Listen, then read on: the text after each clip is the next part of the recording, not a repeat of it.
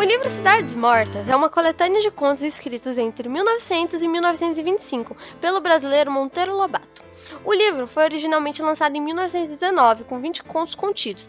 Anos mais tarde, seria lançado mais 2 edições que adicionariam mais contos à obra. A última edição lançada possui 30 contos no total.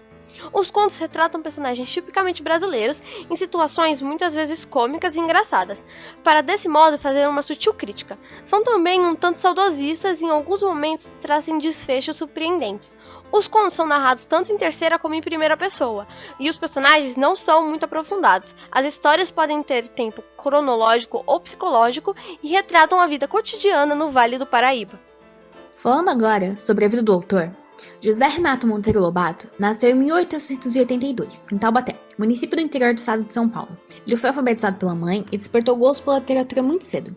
Durante sua infância, se mostrava um comportamento bastante travesso e chocou quando se recusou a fazer a primeira comunhão.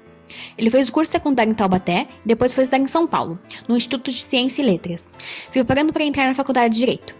Ingressou na Faculdade de Direito no Largo de São Francisco quando se formou em 1904.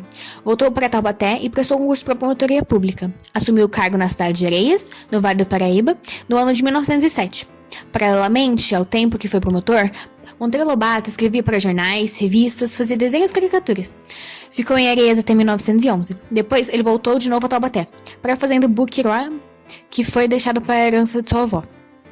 Ele é um dos precursores da literatura aqui no Brasil. Entre suas obras mais famosas está Sítio do Pica-Pau Amarelo, a série de 23 volumes de literatura fantástica, e que fez parte da infância de muita gente, sendo porque tiveram contato com o livro ou porque viram a série televisiva.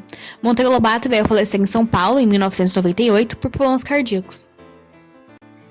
Agora vamos falar de polêmica, porque polêmica é bom.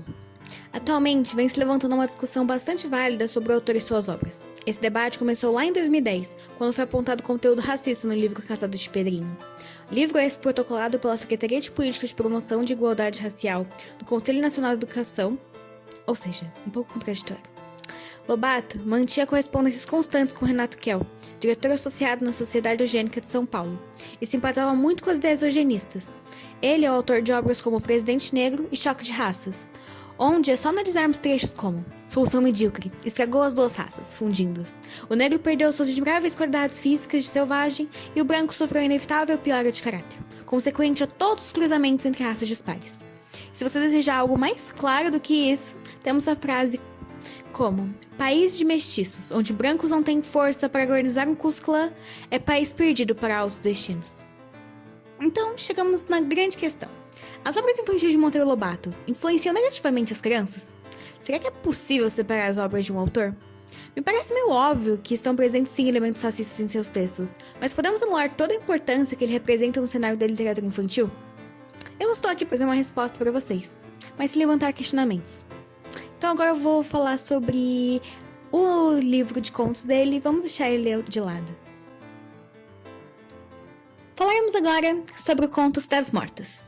Escrito em 1906, dá o nome ao livro e escreve Ribeirão Preto no fim do ciclo do café. E como já diz o nome, o texto é bem morto. Descrevendo o fechamento de comércio, a migração para outras regiões e abandono das fazendas. Descreve literalmente o processo de morte de uma cidade. Vou ler 2 pequenos trechos do conto. Cafezais extintos, agregados, dispersos, subsistem unicamente como lagartixas na pedra. Um pugilo de caboclos opilados, de escleróticas biliosa, inermes, incapazes de fecundar a terra, incapazes de abandonar a coerência, verdadeiros vegetais de carne que não florescem nem frutificam. Outro trecho. Ali tudo foi, nada é. Não se conjugam verbos no presente. Tudo é pretérito. Outro conto. Café, café.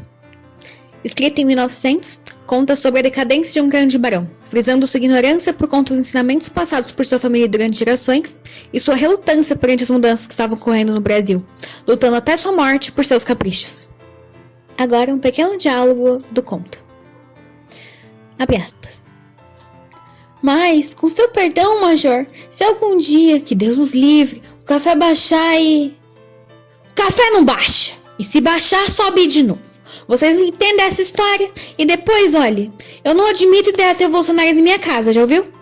Há há de chegar a 60 mil réis em julho. Café e só café. Agora, para entendermos um pouco mais o contexto das histórias, vamos falar sobre o movimento em que ela se enquadra. O modernismo é um movimento artístico que eclodiu no final da segunda década do século XX. Ele foi responsável por profundas transformações nas diversas manifestações artísticas, e entre elas a literatura.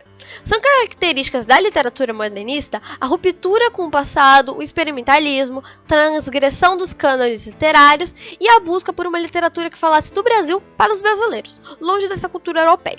Alguns elementos que configuram a escola são a fragmentação, síntese, busca pela linguagem brasileira, nacionalismo, ironia, humor, paródia, relatos do cotidiano, revisão crítica do passado histórico e cultural e o subjetivismo.